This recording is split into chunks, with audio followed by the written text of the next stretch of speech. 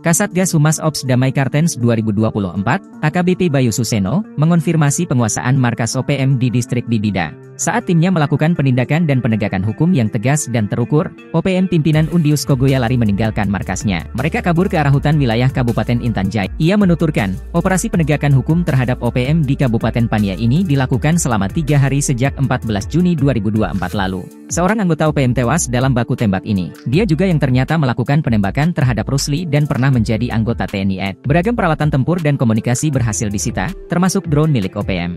Situasi mencekam tersebut terjadi di distrik Bibida, Kabupaten Paniai, Papua Tengah. Awal mula terjadinya baku tembak ini, OPM menembak seorang warga sipil tak berdosa yang sedang tidur.